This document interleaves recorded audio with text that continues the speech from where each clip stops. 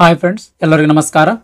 ರೇಲ್ಟೆಲ್ corporation of India limited railway ಸಚಿವಾಲಯದ ಅಡಿಯಲ್ಲಿ ಕಾರ್ಯನಿರ್ವಹಿಸುವಂಥ ಒಂದು ಕಂಪನಿ ಸ್ನೇಹಿತರೆ. ಈ ರೇಲ್ಟೆಲ್ ಕಾರ್ಪೊರೇಷನ್ ಆಫ್ ಇಂಡಿಯಾ ಲಿಮಿಟೆಡ್ನಲ್ಲಿ ಖಾಲಿ ಇರುವಂಥ ಹುದ್ದೆಗಳ ನೇಮಕಾತಿಗಾಗಿ ಅಧಿಸೂಚನೆ ಹೊರಡಿಸಿರುವಂಥದ್ದು. ಅಧಿಸೂಚನೆಯ ಸಂಪೂರ್ಣ ಮಾಹಿತಿ ಈ ವಿಡಿಯೋದೊಳಗಿರ್ತದೆ, ಹಾಗಾಗಿ ವಿಡಿಯೋ ಕೊನೆ ತನಕ ನೋಡ್ರಿ. ಹುದ್ದೆಗಳ ವಿವರದ ಬಗ್ಗೆ ನೋಡೋದಾದ್ರೆ ಅಸಿಸ್ಟೆಂಟ್ ಮ್ಯಾನೇಜರ್ 18 ಹುದ್ದೆಗಳು ಖಾಲಿ ಇರುವಂಥದ್ದು. ಇಲ್ಲಿ ಹುದ್ದೆಗಳ ವರ್ಗೀಕರಣ ಕೊಟ್ಟಾರ್ರಿ, ಯಾವ್ಯಾವ ಕ್ಯಾಟಗರಿಗೆ ಎಷ್ಟೆಷ್ಟು ಹುದ್ದೆಗಳ ಖಾಲಿ ಆದವಂತ ಹುದ್ದೆಗಳ ವರ್ಗೀಕರಣ ಕೊಟ್ಟಿರುವಂಥದ್ದು. ದಯಮಾಡಿ ವಿಡಿಯೋ ಪಾಸ್ ಮಾಡಿ ನೋಡ್ರಿ.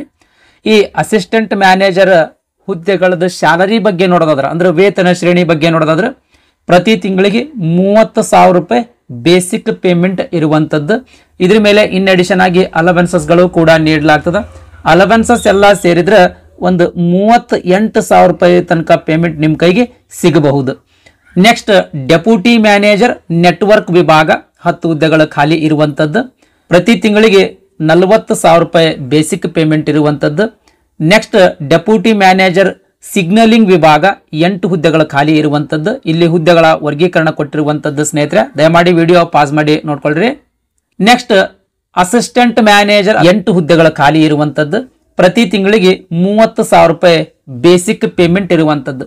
ಅಸಿಸ್ಟೆಂಟ್ ಮ್ಯಾನೇಜರ್ ಅಥವಾ ಫಿನಾನ್ಸ್ 4 ಹುದ್ದೆಗಳು ಖಾಲಿ ಇರುವಂಥದ್ದು. ಈ ಹುದ್ದೆಗೂ ಕೂಡ ಪ್ರತಿ ತಿಂಗಳಿಗೆ 30,000 ರೂಪಾಯಿ ಬೇಸಿಕ್ ಪೇಮೆಂಟ್ ಇರುವಂಥದ್ದು. ಒಟ್ಟಾರೆಯಾಗಿ 48 ಖಾಲಿ ಹುದ್ದೆಗಳಿರುವಂಥದ್ದು. ಇಲ್ಲಿ ಹುದ್ದೆಗಳ ವರ್ಗೀಕರಣ ಕೊಟ್ಟಿರುವಂಥದ್ದು. ದಯಮಾಡಿ ವಿಡಿಯೋ ಪಾಸ್ ಮಾಡಿ ನೋಡ್ರಿ.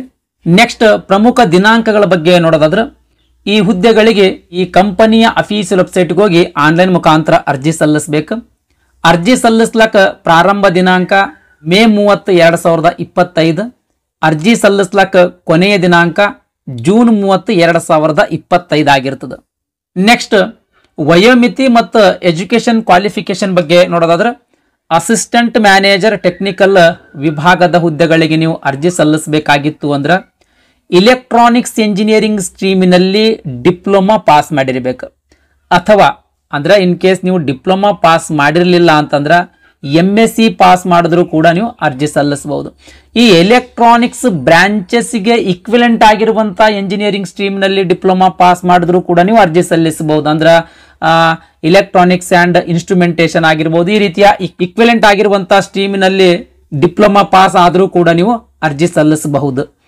ನೆಕ್ಸ್ಟ್ ಈ ಹುದ್ದೆಗಳಿಗೆ ನೀವು ಅರ್ಜಿ ಸಲ್ಲಿಸಬೇಕಾಗಿತ್ತು ಅಂದ್ರೆ ಕಡ್ಡಾಯವಾಗಿ 5 ವರ್ಷದ ವರ್ಕ್ ಎಕ್ಸ್ಪೀರಿಯನ್ಸ್ ಅನ್ನ ಹೊಂದಿರಬೇಕು.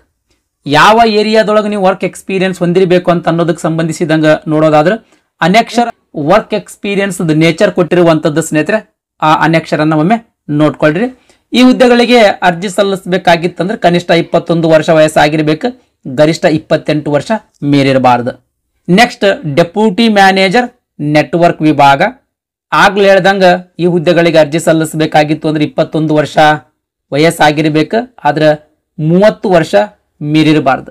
ಗರಿಷ್ಠ ವಯೋಮಿತಿ 30 ವರ್ಷ ಆಗಿರುವಂಥದ್ದು ಸ್ನೇಹಿತರೆ. ಇಲೆಕ್ಟ್ರಾನಿಕ್ಸ್ ಆ್ಯಂಡ್ ಟೆಲಿಕಮ್ಯುನಿಕೇಶನ್ ಆಗಿರಬಹುದು, ಅಥವಾ ಟೆಲಿಕಮ್ಯುನಿಕೇಶನ್ ಆಗಿರಬಹುದು, ಅಥವಾ ಕಂಪ್ಯೂಟರ್ ಸೈನ್ಸ್ ಆಗಿರಬಹುದು, ಅಥವಾ ಕಂಪ್ಯೂಟರ್ ಆ್ಯಂಡ್ ಕಮ್ಯುನಿಕೇಶನ್ ಆಗಿರಬಹುದು, ಅಥವಾ ಇನ್ಫಾರ್ಮೇಶನ್ ಟೆಕ್ನಾಲಜಿ ಆಗಿರಬಹುದು, ಅಥವಾ ಇಲೆಕ್ಟ್ರಿಕಲ್ ಆಗಿರಬಹುದು, ಅಥವಾ ಇಲೆಕ್ಟ್ರಾನಿಕ್ಸ್ ಆಗಿರಬಹುದು. ಇವಿಷ್ಟು ಎಂಜಿನಿಯರಿಂಗ್ ಸ್ಟ್ರೀಮ್ಗಳಲ್ಲಿ ಯಾವುದಾದ್ರೂ ಒಂದು ಸ್ಟ್ರೀಮಿನಲ್ಲಿ ನೀವೇನಾದರೂ BA ಆಗಿರ್ಬೋದು, BTech ಆಗಿರ್ಬೋದು, BSc ಆಗಿರ್ಬೋದು, ಈ ಮೂರದೊಳಗೆ ಯಾವುದಾದ್ರೂ ಒಂದು ಡಿಗ್ರಿ ನೀವು ಪಾಸ್ ಮಾಡಿದ್ರಿ ಅಂತಂದ್ರೆ ಈ ಹುದ್ದೆಗಳಿಗೆ ಅರ್ಜಿ ಸಲ್ಲಿಸಬಹುದು. ಆದರೆ 2 ವರ್ಷದ ವರ್ಕ್ ಎಕ್ಸ್ಪೀರಿಯನ್ಸ್ ಅನ್ನ ನೀವು ಹೊಂದಿರಬೇಕು. ದಯಮಾಡಿ ಅನೆಕ್ಷರನ್ನ ನೋಡ್ರಿ ಸ್ನೇಹಿತರೆ, ಇದಕ್ಕೆ ಸಂಬಂಧಿಸಿದಂಥ ಅನೆಕ್ಷರನ್ನ ನೀವು ನೋಡ್ರಿ. ಅಂದ್ರೆ ಯಾವ ಏರಿಯಾದೊಳಗ ಎಕ್ಸ್ಪೀರಿಯನ್ಸ್ ಅನ್ನ ಹೊಂದಿರಬೇಕಂತ ಅಲ್ಲಿ ಮಾಹಿತಿ ಕೊಟ್ಟಿರುವಂಥದ್ದು. ನೆಕ್ಸ್ಟ್ ಡೆಪ್ಯೂಟಿ ಮ್ಯಾನೇಜರ್ ಸಿಗ್ನಲಿಂಗ್ ವಿಭಾಗ, ಈ ಹುದ್ದೆಗಳಿಗೆ ಅರ್ಜಿ ಸಲ್ಲಿಸಬೇಕಾಗಿತ್ತಂದ್ರೆ ಕನಿಷ್ಠ 21 ವರ್ಷ ವಯಸ್ಸಾಗಿರ್ಬೇಕು, ಗರಿಷ್ಠ 30 ವರ್ಷ ಮೀರಿರಬಾರ್ದು. ಸೇಮ್ ಸ್ನೇಹಿತರೆ, ಆಗ್ಲೇ ಏನು ಹೇಳಿದ್ನಲ್ರಿ, ಇಲೆಕ್ಟ್ರಾನಿಕ್ಸ್ ಆ್ಯಂಡ್ ಟೆಲಿಕಮ್ಯುನಿಕೇಶನ್ ಆಗಿರ್ಬೋದು, ಕಂಪ್ಯೂಟರ್ ಸೈನ್ಸ್ ಆಗಿರ್ಬೋದು, ಕಂಪ್ಯೂಟರ್ ಆ್ಯಂಡ್ ಕಮ್ಯುನಿಕೇಶನ್ ಆಗಿರ್ಬೋದು, ಇನ್ಫಾರ್ಮೇಶನ್ ಟೆಕ್ನಾಲಜಿ ಆಗಿರ್ಬೋದು, ಅಥವಾ ಎಲೆಕ್ಟ್ರಾನಿಕ್ಸ್ ಆಗಿರ್ಬೋದು. ಇವಿಷ್ಟು ಎಂಜಿನಿಯರಿಂಗ್ ಸ್ಟ್ರೀಮ್ನಲ್ಲಿ ಯಾವುದಾದ್ರೂ ಒಂದು ಎಂಜಿನಿಯರಿಂಗ್ ಸ್ಟ್ರೀಮ್ನಲ್ಲಿ ನೀವೇನಾದರೂ BA ಆಗಿರ್ಬೋದು, BTech ಆಗಿರ್ಬೋದು, BSc ಆಗಿರ್ಬೋದು, ಈ 3 ಪದವಿಗಳಲ್ಲಿ ಯಾವುದಾದ್ರೂ ಒಂದು ಪದವಿ ನೀವು ಪಾಸ್ ಮಾಡಿದ್ರಿ ಅಂತಂದ್ರೆ ಈ ಹುದ್ದೆಗಳಿಗೆ ಅರ್ಜಿ ಸಲ್ಲಿಸಬಹುದು. ಆದ್ರೆ ಈ ಹುದ್ದೆಗಳಿಗೆ ಅರ್ಜಿ ಸಲ್ಲಿಸಬೇಕಾಗಿತ್ತಂದ್ರೆ 2 ವರ್ಷದ ವರ್ಕ್ ಎಕ್ಸ್ಪೀರಿಯನ್ಸ್ ಅನ್ನ ಹೊಂದಿರಬೇಕು.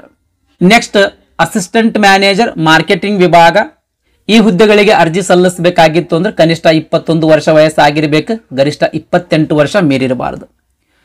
MBA ಪಾಸ್ ಮಾಡಿದ್ರೆ ಈ ಹುದ್ದೆಗಳಿಗೆ ಅರ್ಜಿ ಸಲ್ಲಿಸಬಹುದು. ಇನ್ ಕೇಸ್ ನೀವು MBA ಪಾಸ್ ಮಾಡಿರಲಿಲ್ಲ ಅಂತಂದ್ರೆ ಬಿಸ್ನೆಸ್ ಅಡ್ಮಿನಿಸ್ಟ್ರೇಷನ್ ವಿಷಯದೊಳಗ ಪೋಸ್ಟ್ ಗ್ರಾಜ್ಯುಯೇಷನ್ ಡಿಪ್ಲೊಮಾ ಪಾಸ್ ಮಾಡಿದ್ರು ಕೂಡ ನೀವು ಅರ್ಜಿ ಸಲ್ಲಿಸಬಹುದು ಸ್ನೇಹಿತರೆ.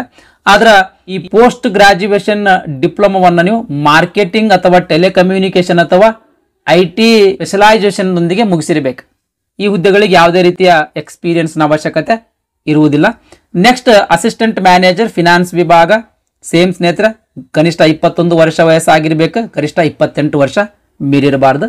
MBA ಪಾಸ್ ಮಾಡಿದ್ರು ಈ ಹುದ್ದೆಗಳಿಗೆ ಅರ್ಜಿ ಸಲ್ಲಿಸಬಹುದು. ಇನ್ ಕೇಸ್ ನೀವು MBA ಪಾಸ್ ಮಾಡಿರಲಿಲ್ಲ ಅಂತಂದ್ರೆ ಬಿಸ್ನೆಸ್ ಅಡ್ಮಿನಿಸ್ಟ್ರೇಷನ್ ವಿಷಯದೊಳಗೆ ಪೋಸ್ಟ್ ಗ್ರಾಜ್ಯುಯೇಷನ್ ಡಿಪ್ಲೊಮಾ ಪಾಸ್ ಮಾಡಿದ್ರು ಕೂಡ ನೀವು ಅರ್ಜಿ ಸಲ್ಲಿಸಬಹುದು. ಆದ್ರೆ ಫಿನಾನ್ಸ್ ಸ್ಪೆಷಲೈಸೇಷನ್ ದೊಂದಿಗೆ ಈ ಡಿಪ್ಲೊಮಾ ಅಥವಾ ಈ MBA ಅನ್ನ ನೀವು ಪಾಸ್ ಮಾಡಿರ್ಬೇಕು. ಈ ಹುದ್ದೆಗಳಿಗೂ ಅರ್ಜಿ ಸಲ್ಲಿಸಬೇಕಾಗಿತ್ತು ಅಂದ್ರೆ ಎಕ್ಸ್ಪೀರಿಯನ್ಸ್ ನ ಅವಶ್ಯಕತೆ ಇರಂಗಿಲ್ಲ ಸ್ನೇಹಿತರೆ. ನೆಕ್ಸ್ಟ್ ಈ ಗರಿಷ್ಠ ವಯೋಮಿತಿಯ ಮೇಲೆ ಇನ್ ಅಡಿಷನ್ ಆಗಿ ಎಲ್ಲಾ ಹುದ್ದೆಗಳಿಗೆ ವಯೋಮಿತಿ ಸಡಿಲಿಕೆ ನೀಡಲಾಗ್ತದೆ, ಅಂದ್ರೆ ಏಜ್ ರಿಲ್ಯಾಕ್ಸೇಷನ್ ನೀಡಲಾಗ್ತದೆ ಸ್ನೇಹಿತರೆ. ಏಜ್ ರಿಲ್ಯಾಕ್ಸೇಷನ್ ಬಗ್ಗೆ ನೋಡೋದಾದ್ರೆ OBC ಕೆಟಗರಿಯ ಅಭ್ಯರ್ಥಿಗಳಿಗೆ 3 ವರ್ಷಗಳು, SC ಅಥವಾ ST ಕೆಟಗರಿಯ ಅಭ್ಯರ್ಥಿಗಳಿಗೆ 5 ವರ್ಷಗಳು, ಮಾಜಿ ಸೈನಿಕ ಅಭ್ಯರ್ಥಿಗಳಿದ್ರಿ ಅಂತ ತಿಳ್ಕೊಳ್ರಿ, ಎಕ್ಸ್ ಸರ್ವಿಸ್ ಮ್ಯಾನ್ ಅಭ್ಯರ್ಥಿಗಳಿದ್ರ OBC ಕೆಟಗರಿಯ ಅಭ್ಯರ್ಥಿಗಳಿಗೆ 5 ವರ್ಷಗಳು, ಜನರಲ್ ಕೆಟಗರಿಯ ಅಭ್ಯರ್ಥಿಗಳಿಗೆ 3 ವರ್ಷಗಳು, SC ಅಥವಾ ST ಕೆಟಗರಿ ಅಭ್ಯರ್ಥಿಗಳಿಗೆ 10 ವರ್ಷಗಳು. ನೆಕ್ಸ್ಟ್ ಅಂಗವಿಕಲ ಅಭ್ಯರ್ಥಿಗಳಿದ್ರಿ ಅಂತಂದ್ರೆ BC ಕೆಟಗರಿಯ ಅಂಗವಿಕಲ ಅಭ್ಯರ್ಥಿಗಳಿಗೆ 3 ವರ್ಷಗಳು, ಜನರಲ್ ಕೆಟಗರಿಯ ಅಂಗವಿಕಲ ಅಭ್ಯರ್ಥಿಗಳಿಗೆ 5 ವರ್ಷಗಳು, SC ಅಥವಾ ST ಕೆಟಗರಿಗೆ ಸೇರಿದ ಅಂಗವಿಕಲ ಅಭ್ಯರ್ಥಿಗಳಿಗೆ 10 ವರ್ಷಗಳು. ಈ ರೀತಿ ಗರಿಷ್ಠ ವಯೋಮಿತಿಯ ಮೇಲೆ ಇನ್ ಅಡಿಷನ್ ಆಗಿ ಏಜ್ ರಿಲ್ಯಾಕ್ಸೇಷನ್ ಅಂದ್ರೆ ವಯೋಮಿತಿ ಸಡಿಲಿಕೆ ಕೂಡ ನೀಡಲಾಗ್ತದೆ. ನೆಕ್ಸ್ಟ್ ನೇಮಕಾತಿ ವಿಧಾನದ ಬಗ್ಗೆ ನೋಡೋದಾದ್ರೆ ಈ ಹುದ್ದೆಗಳಿಗೆ ಸ್ಪರ್ಧಾತ್ಮಕ ಪರೀಕ್ಷೆ ಮತ್ತು ಇಂಟರ್ವ್ಯೂನ ಆಧಾರದ ಮೇಲೆ ನೇಮಕಾತಿ ಮಾಡ್ಕೊಳ್ತಾರೆ.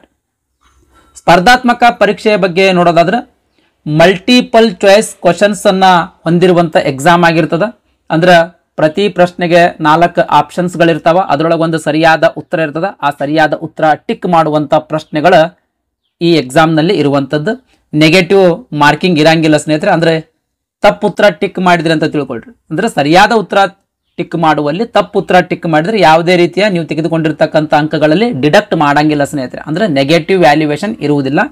150 ಮಾರ್ಕ್ಸ್ ಇಂದ ಎಕ್ಸಾಮಿನೇಷನ್ ಇರುವಂತದ್ದು, 2 ತಾಸು ಸಮಯಾವಕಾಶ ಇರ್ತದ. ಇನ್ನು ಎಕ್ಸಾಮಿನೇಷನ್ ಸೆಂಟರ್ಸ್ ಬಗ್ಗೆ ನೋಡೋದಾದ್ರೆ ಮುಂಬೈ, ಕಲ್ಕತ್ತಾ, ಡೆಲ್ಲಿ, ಆಮೇಲೆ ಹೈದರಾಬಾದ್, ಸಿಕಿಂದ್ರಾಬಾದ್ ಈ ಸ್ಥಳಗಳಲ್ಲಿ ಮಾತ್ರ ಎಕ್ಸಾಮಿನೇಷನ್ ಸೆಂಟರ್ ಇರುವಂತದ್ದು. ಇನ್ ಕೇಸ್ ಕರ್ನಾಟಕದಿಂದ ಹೆಚ್ಚಿನ ಅಪ್ಲಿಕೇಶನ್ಗಳೇನಾದರೂ ಹೋದ್ರೆ ಬೆಂಗಳೂರಿನಲ್ಲಿಯೂ ಕೂಡ ಎಕ್ಸಾಮಿನೇಷನ್ ಸೆಂಟರ್ ಕೊಡುವಂತ ಚಾನ್ಸಸ್ ಇರುವಂತದ್ದು. ನೆಕ್ಸ್ಟ್ 50 ಮಾರ್ಕ್ಸ್ ಇಂದ ಇಂಟರ್ವ್ಯೂ ಇರುವಂತದ್ದು. ಈ ಸ್ಪರ್ಧಾತ್ಮಕ ಪರೀಕ್ಷೆ ಮತ್ತು ಇಂಟರ್ವ್ಯೂ ನಲ್ಲಿ ತೆಗೆದುಕೊಂಡಿರ್ತಕ್ಕಂಥ ಅಂಕಗಳ ಆಧಾರದ ಮೇಲೆ ನಿಮಗೆ ನೇಮಕಾತಿ ಮಾಡ್ಕೊಳ್ತಾರೆ. ನೆಕ್ಸ್ಟ್ ಅರ್ಜಿ ಶುಲ್ಕದ ಬಗ್ಗೆ ನೋಡೋದಾದ್ರೆ SC, ST ಮತ್ತು ಅಂಗವಿಕಲ ಅಭ್ಯರ್ಥಿಗಳಿಗೆ 600 ರೂಪಾಯಿ ಅರ್ಜಿ ಶುಲ್ಕ ಇರುವಂತದ್ದು. ಇನ್ನುಳಿದಿರ್ತಕ್ಕಂಥ ಅಭ್ಯರ್ಥಿಗಳಿಗೆ 1200 ರೂಪಾಯಿ ಅರ್ಜಿ ಶುಲ್ಕ ಇರುವಂತದ್ದು.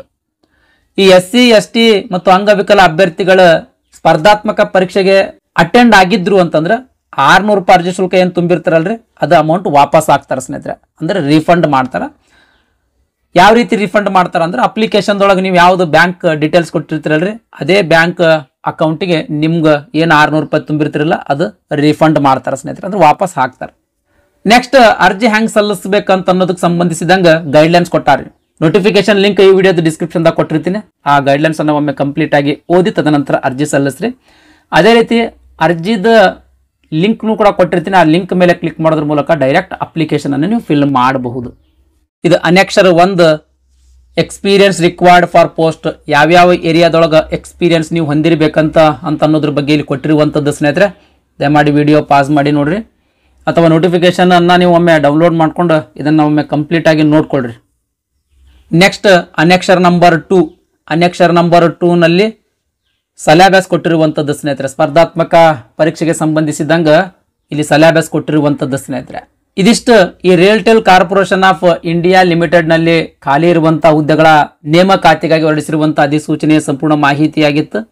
ಈ ವಿಡಿಯೋ ನಿಮ್ಗೆ ಇಷ್ಟ ಆಗಿತ್ತು ಅಂದ್ರೆ ದಯಮಾಡಿ ಲೈಕ್ ಬಟನ್ ಮೇಲೆ ಪ್ರೆಸ್ ಮಾಡ್ರಿ. ಅದೇ ರೀತಿ ನಿಮ್ಮ ಫ್ರೆಂಡ್ಸ್ರಿಗೂ ಕೂಡ ಶೇರ್ ಮಾಡ್ರಿ ಅಂತ ವಿನಂತಿಸಿಕೊಳ್ತಾ ಇವತ್ತಿನ ವಿಡಿಯೋ ಮುಗಿಸ್ತಾ ಇದ್ದೀನಿ. ಧನ್ಯವಾದಗಳು.